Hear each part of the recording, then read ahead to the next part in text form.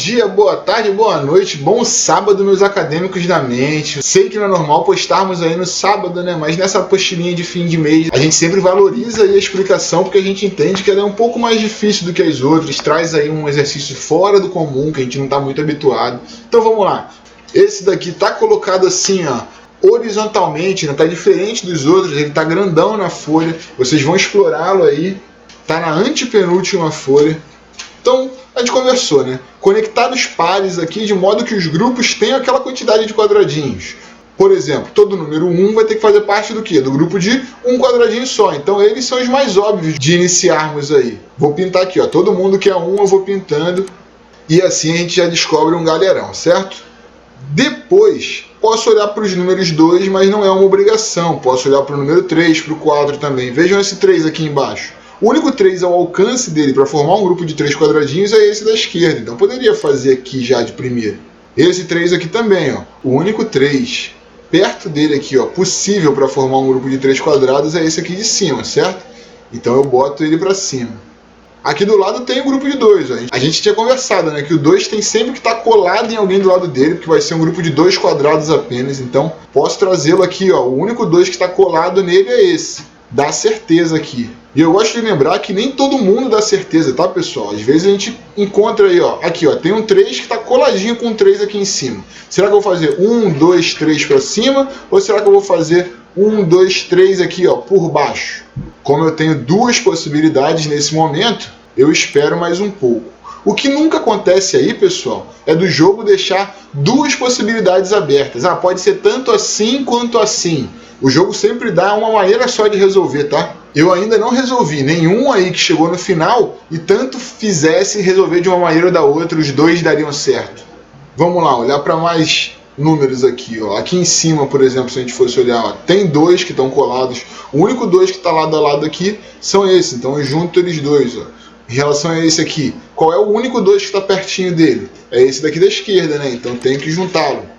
E eu posso passear pelo jogo, vocês vão encontrar outras certezas aí. Aqui em cima, por exemplo, ó, 3 e 3 são os únicos que estão próximos o suficientes para fazer um grupo de 3 quadrados.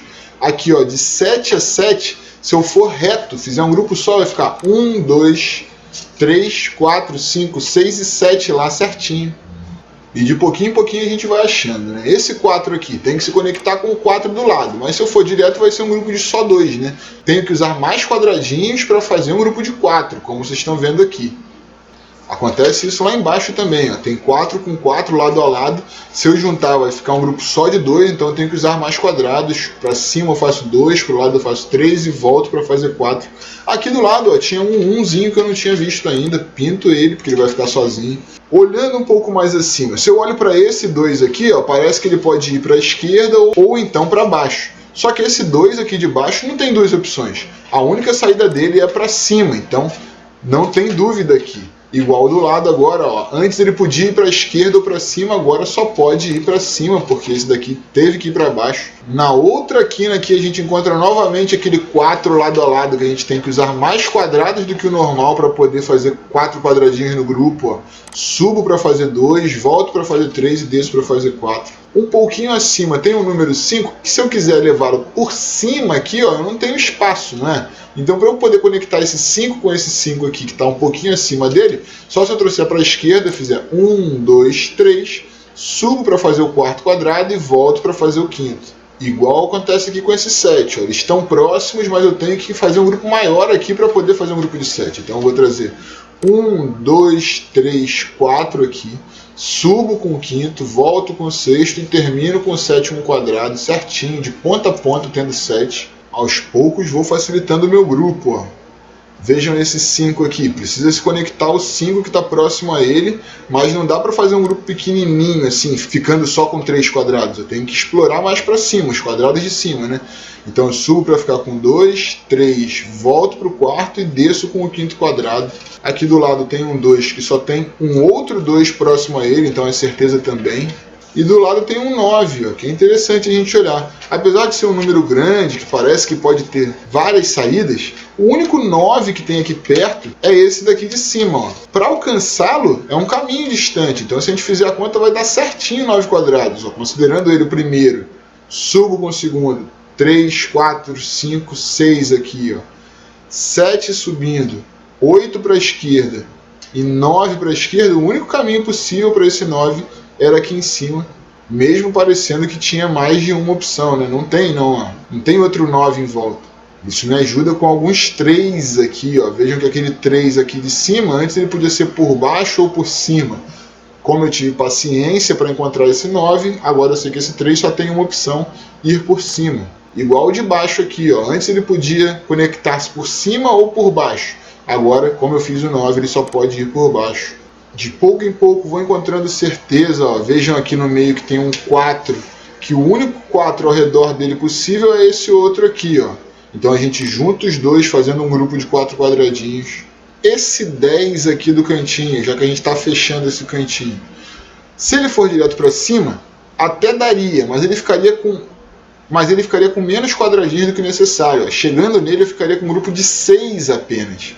Para chegar nesse 10 com um grupo de 10 quadradinhos, eu vou ter que explorar mais o entorno, né? Então vamos ver.